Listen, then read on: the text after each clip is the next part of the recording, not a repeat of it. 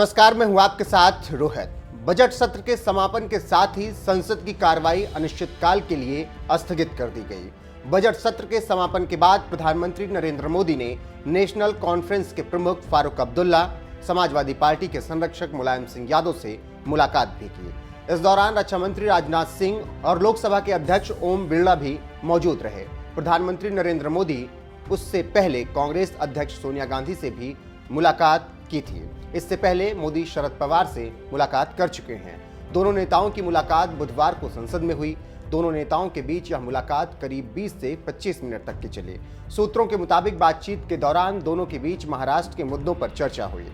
संसद के बजट सत्र का समापन हो गया है। इसके साथ संसद की कार्रवाई को अनिश्चितकाल के लिए स्थगित कर दिया गया है। लोकसभा अध्यक्ष ओम बिरला ने इस मौके पर कहा कि इस सत्र में सभी सदस्यों ने देर रात तक बैठकर सदन की कार्रवाई में हिस्सा लिया। कुल 13 विधेयक पारित हुए। 5 विषयों पर अनुदान मांगों पर चर्चा हुई। बजट पर भी चर्चा की गई। हम कोशिश करते हैं कि सदन निर्बाध रूप से चले, क्योंकि ये देश की सर्वोच्च संस्था है। उन्होंने आगे कहा कि हमें सदन की मर्यादा और गरिमा को बनाए रखना चाहिए। 2023 के अंदर हम देश की सभी विधानमंडल की कार्रवाई को एक पटल पर ला देंगे। हमारा प्रयास है कि हर साल की सारी कार्रवाई आपको मिल जाए। इस सत्र के अंदर प्रोडक्टिविटी के हिसाब से देखा जाए तो 129% प्रोडक्टिविटी रही है। सभी माननीय सदस्य देर रात तक सदन में बैठकर सदन की कार्रवाई में हिस्सा लिया है, सहभागिता की है और एक अच्छी चर्चा, संवाद, डिबेट भी कई विषयों पर हुई है। और अभी तक 8वें सत्र तक 106% प्रोडक्टिविटी रही है।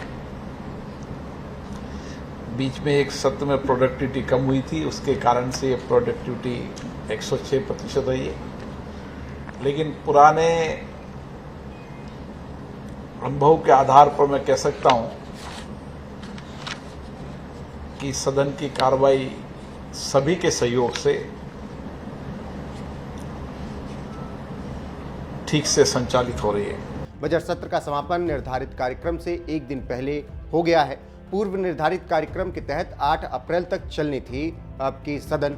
सुबह निचले सदन की कार्रवाई शुरू होने पर लोकसभा अध्यक्ष ओम बिरला ने कहा कि सत्र के दौरान सदन की बैठकें लगभग 177 घंटे 50 मिनट तक चली। इस दौरान 182 तारांकित प्रश्नों के उत्तर दिए गए। तो अब आप समझ चुके होंगे कि क्यों पीएम ने देश के बड़े नेताओं से मुलाकात की और उसके क्या कारण हैं। राजनीतिक विश्लेषकों की माने तो ये हमारे भारतीय लोकतंत्र की खूबसूरती है, जहां कोई बड़ा ना है ना ही कोई छोटा, और सभी इस देश को आगे बढ़ाने का काम करते हैं। इसीलिए सभी नेता एक दूसरे से मुलाकात करते हैं। फिलहाल इन तस्वीरों पर आपका क्या कुछ कहना है? अपनी राय आप कमेंट करके जरूर बता सकते हैं।